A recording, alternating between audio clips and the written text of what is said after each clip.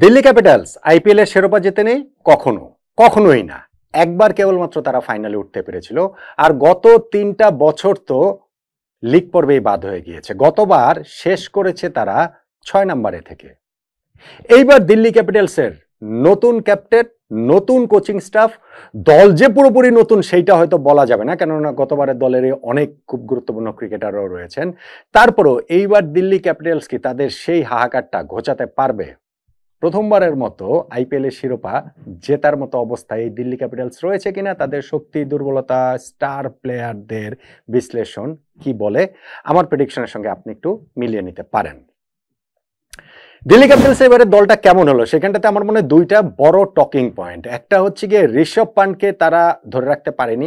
Punt তো তারপরে IPL এর সবচেয়ে দামি ক্রিকেটারই হয়ে গেলেন, 27 কোটি রুপি। এবং আরেকটা হচ্ছে হ্যারি ব্রুক, ইংল্যান্ডের ক্রিকেটারকে তারা নিয়েছিলেন, যিনি আইপিএল থেকে নিজের নাম প্রত্যাহার করেছেন, যেই কারণে তিনি 2 বছরের সাসপেনশনও পেয়ে গেছেন আইপিএল থেকে। সো এই হ্যারি ব্রুকের না থাকাটাও দল তাকে নিয়ে হচ্ছে গিয়ে তৈরি করা হয়েছিল, সেই ভাবনার জায়গাটা ছিল। এরকম একটা শূন্যতাটা পূরণ করা দিল্লি ক্যাপিটালসের জন্য আমি মনে করি একটা বড় চ্যালেঞ্জের ব্যাপার। গতবারের টিমের সাথে যদি আপনি চিন্তা করে দেখেন, এইখানে অক্ষর প্যাটেল, কুলদীপ যাদব, সঙ্গে তারা হচ্ছে গিয়ে অভিষেক পোরেল এবং ট্রিস্টান স্টাবস, এই চারজনকে তারা রিটেইন করেছিল। বাইব্যাক করে হচ্ছে গিয়ে জ্যাক ফ্রেজার ম্যাগারকে তারা আবার নিয়েছে, মুকেশ কুমারকে তারা নিয়েছে। ফলে গতবারের একটা কোর টিম আমরা বলতে পারি যে মোটামুটি বেশ কয়েকজনই কিন্তু এইখানটাতে রয়েছেন। তাদের ব্যাটিং এর ওই শুরুর দিকের জায়গাটাতে ফাফ দু প্লেসি, জ্যাক ফ্রেজার ম্যাকগাগ, কেল রাহুল, অভিষেক পোরেল, তাদের কাকে খেলানো হবে ওপেনিং এ, কাদের 3 নম্বরে, কাকে 4 নম্বরে খেলানো হবে, সেটা অবশ্য একটা প্রশ্নের ব্যাপার, কারণ টপ অর্ডারটা তাদের ভীষণ রকম শক্তিশালী এবং টপ হেভি এই ব্যাটিং লাইন আপটা। মিডল অর্ডারের ওই জায়গাটাতে ট্রিস্টান স্টাবসকেই আসলে বড় দায়িত্বটা নিতে হবে, এবং তার চেয়ে বড় দায়িত্ব আমার কাছে মনে হয় যে অক্ষর প্যাটেল, তিনি যে ট্রু অলরাউন্ডার, সেইটা আমরা বিভিন্ন সময়ই দেখেছি। এইবারে যে ভারত চ্যাম্পিয়ন্স ট্রফি জিতলো, সেইখানটা তো অক্ষর প্যাটেলের সেই অলরাউন্ডার রোলটা দেখেছি। এইবারের এই আইপিএলও দিল্লি ক্যাপিটালসের হয়ে সেই চ্যালেঞ্জের জায়গাটা তার থাকবে। সঙ্গে সামি রিজভিদের মতো কিছু ক্রিকেটার তো ব্যাটিং লাইন আপে রয়েছেনই। বোলিংয়ের ওইখানটাতে তাদের স্পিন অ্যাটাককে অক্ষর প্যাটেল এবং কুলদীপ যাদব দুইজন চ্যাম্পিয়ন বোলার রয়েছে স্পিনার হিসাবে, এবং পেস বোলিংটা তারা গতবার ভুগেছিল, এবং এইখানটাতে এইবার তারা হেভিলি ইনভেস্ট করেছে এবং খুব ভালো মিচেল স্টার্কের মতো ক্রিকেটারকে তারা এইখানটাতে নিয়ে নিতে পেরেছে। সঙ্গে এখানে টি নটরাজন, মোহিত শর্মা, মুকেশ কুমার, এইরকম পেস বোলাররাও কিন্তু দিল্লি ক্যাপিটালসের এই টিমটার মধ্যে রয়েছেন। দিল্লি ক্যাপিটালসে এইবার ক্যাপ্টেন করা হয়েছে অক্ষর প্যাটেলকে। এটা টু সাম এক্সটেন্ট একটু সারপ্রাইজিং। যেটা ধারণা করা হয়েছিল যে কেএল রাহুলকে তারা দলে নিয়েছে এবং সেইখানটাতে তাকেই ক্যাপ্টেন করা হবে বলে ধারণা করা হচ্ছিল, কিন্তু তাকেও ক্যাপ্টেন্সি দেয়নি। ইনফ্যাক্ট ফাফ দু প্লেসিকেও তারা দেয়নি, ভীষণ অভিজ্ঞ ক্রিকেটার। দু প্লেসিকে তারা ভাইস ক্যাপ্টেন করেছে এবং ক্যাপ্টেন্সির দায়িত্বটা সেই অক্ষর প্যাটেলের কাছেই কিন্তু রয়েছে। কোচিং স্টাফে বলছিলাম যে অনেক পরিবর্তন হয়েছে। হেমাং বাদানি এইবার এই দলটার হেড কোচ হয়েছেন। রিকি পন্টিং দিল্লি ক্যাপিটালসের কোচ ছিলেন, তাকে তিনি রিপ্লেস করেছেন। সঙ্গে কোচিং স্টাফের এইখানে মেন্টর হিসেবে কেভিন পিটারসনের মতো বিগ নেমও কিন্তু রয়েছে। তাদের এই কোচিং সেট আপটাতেও ওইখানটাতে অ্যাসিস্ট্যান্ট কোচ ম্যাথু মট কিংবা bowling coach Munaf Patel, coaching সেট আপটা আমরা বলতে পারি যে অনেকখানি পুরোপুরি বলতে গেলে প্রায় পাল্টে গিয়েছে। দিল্লি ক্যাপিটালসের সবচেয়ে দামি ক্রিকেটার এই বছর তাদের ক্যাপ্টেন অক্ষর প্যাটেল, যাকে 16,50,00,000 রুপি দিয়ে রিটেইন করেছে, এবং সেইটা তারা যখন নিলামে গিয়েছে এর চেয়ে বেশি দাম দিয়ে কোনো ক্রিকেটারকে তারা কেনেনি। সেকেন্ড দামি ক্রিকেটার যিনি কেএল রাহুল, তাকে 14 কোটি রুপিতে পেয়ে গিয়েছে।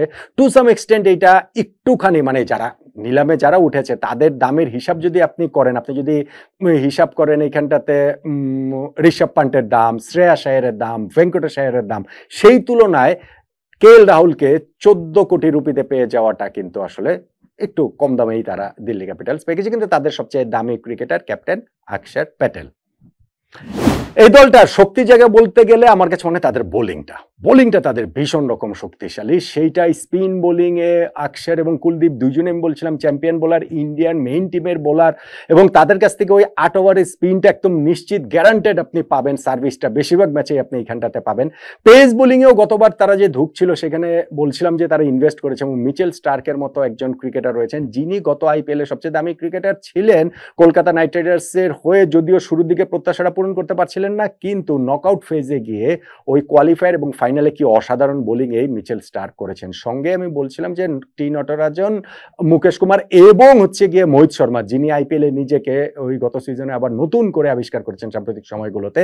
সো তাদের এই পেস বোলিং লাইন আপটাও যথেষ্ট শক্তিশালী বলেই আমার কাছে এটা মনে হয়। তাদের এই শক্তির জায়গাটা, ব্যাটিং এর কথা বললে তাদের টপ অর্ডার ব্যাটিংটা খুব ভালো। আমি ঠিক জানি না যে এখানটাতে কাকে আসলে ঠিক ওপেনার হিসাবে খেলাবে, কাকে এখানটাতে হচ্ছে গিয়ে 3 নাম্বার 4 নাম্বারের এই জায়গাটাতে খেলাবে, কিন্তু তাদের ওই ব্যাটিং অর্ডারের ওই জায়গাটাও আমার কাছে মনে হয় খুবই শক্তিশালী।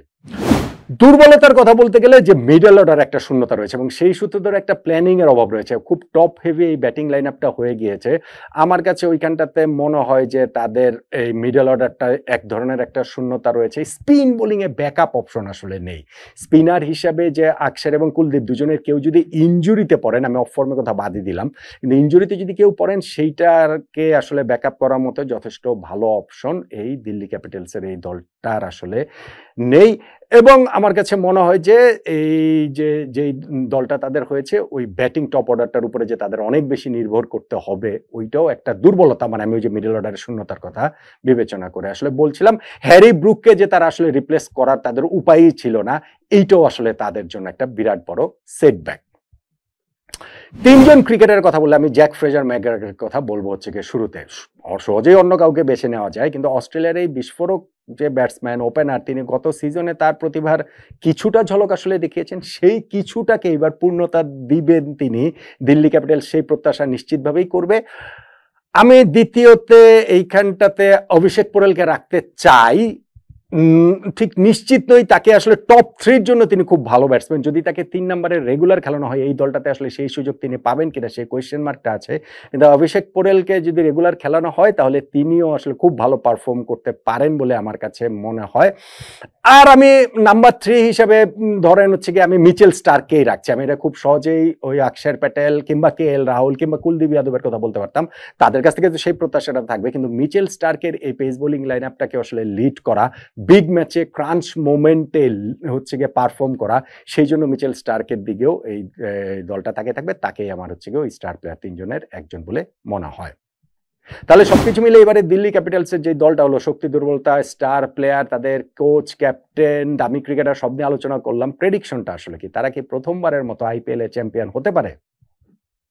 এই দলটা ভালো, যথেষ্ট ভালো। দলটার আসলে অনেক দূর যাওয়ার সামর্থ্য রয়েছে। গত 3টা সিজনে যে তারা লিগ স্টেজেই বাদ পড়ে গেছে, প্লে অফে তারা কোয়ালিফাই করতে পারেনি, আমার কাছে মনে হয় যে সেইটাই তাদের টার্গেট হওয়া উচিত। অন্ততপক্ষে প্রাথমিক টার্গেট, এটা তো আসলে সব দলেরই। চ্যাম্পিয়ন ঠিক এই দলটা এবারও প্রথমবারের মতো হতে পারবে, আমার কাছে সেটা মনে হয় না। আমি তাদের ঠিক আসলে চ্যাম্পিয়ন মানে হওয়ার মতো দল বলে আমার কাছে, মানে আমি বলছি না যে তারা পারবে না, পারতেই পারে, কিন্তু আমি তাদের ওই ফেভারিটদের ধরেন টপ 2 ফেভারিট, টপ 3 ফেভারিটের মধ্যে তাদের হয়তো আমি রাখবো না। কিন্তু দিল্লি ক্যাপিটালসের তাদের ওই প্লে অফে তারা খেলবে, ওই টার্গেট নিয়ে তারা আসলে খেলতে পারবে, এবং আমার মনে হয় যে সেইটা এই দলের পক্ষে সম্ভব, খুবই সম্ভব। আপনার মতামতটা কি দিল্লি ক্যাপিটালস নিয়ে জানাতে পারেন।